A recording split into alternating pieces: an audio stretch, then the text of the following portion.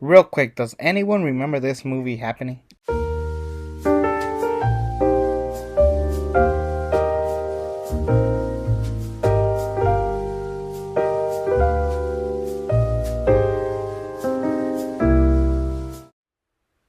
It's time to talk about Finding Dory, a sequel that was heavily requested by Ellen DeGeneres. And yeah, this movie, I uh, I don't hate it.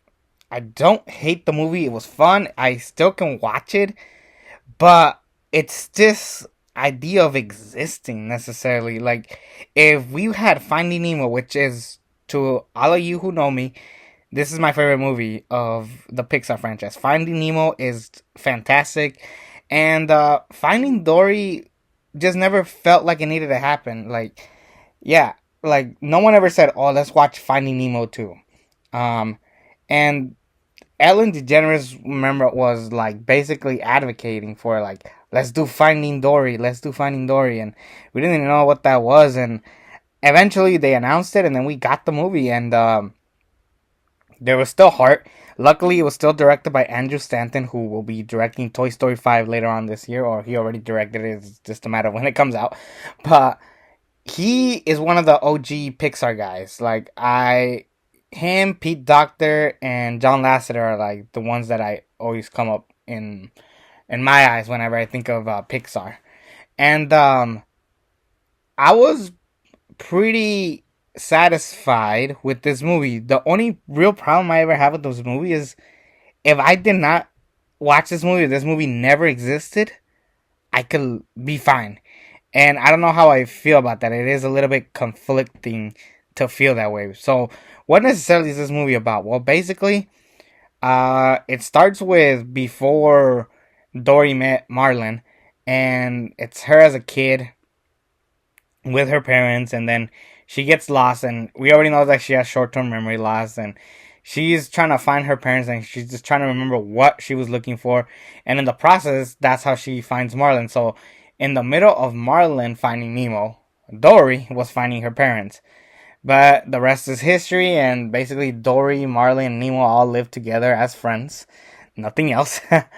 And eventually Dory remembers a little bit about her family, and she was on the verge of looking for them. Turns out that she's from this sea resort, like a sea world before it became what it was today.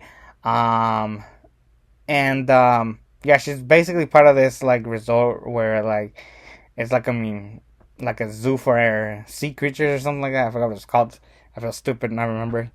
But anyways, Marlin and Nemo are on the way to looking for her because Marlin and Dory had a fallout beforehand, and in the process, we kind of push Marlin and Nemo to the side. They have their own side plot with, like, a bird trying to eat them.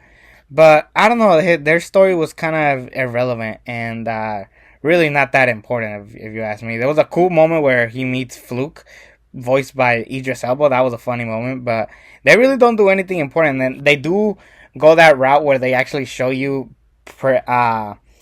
past characters such as Crush, Mr. Ray. They have the dentist pets show up at the end with, like, green water. Like, they already have, like, nasty water. And I don't know, I just, at those moments where they show, like, the past characters, it just felt very forced in, if I'm being honest. But once we go past that, we have a solid movie with Dory.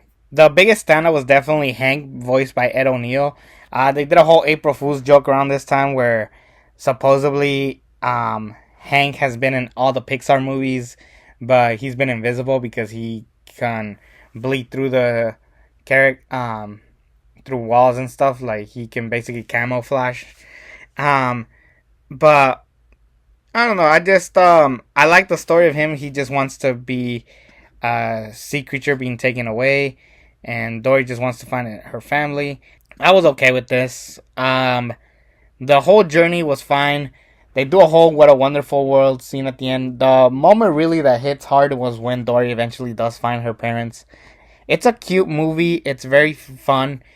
Finding Dory was, like I said, it's a good movie, but it's not a movie that I would necessarily go back and watch, and let alone, um, even make it kind of like it. I'm happy that I saw it, but it didn't really need to exist. If I'm being honest, it was an okay watch. I could honestly live with Finding Nemo just by itself, but this doesn't take away that this movie is a lot of fun, and it made a whole bunch of money, which is the only real reason to make this movie, because this movie, it beat out Captain America: Civil War, The Suicide Squad, and many other movies that came out around this time in the summer. And yeah, I was fine with the movie. I didn't get nominated for an Oscar, which was a blessing. I was like, what? They didn't get nominated, but okay, it was fine. I'll give it a B plus. It's a really strong story with Dory, but all the other stuff was just and skippable. But I don't hate the movie. Go out of your way, if watch it if you want. But if you have seen Finding Nemo, you don't really need to go past that. This is just a fine little watch. Um, After this, I have to talk about Cars 3. Yay! Anyways, take care, everybody.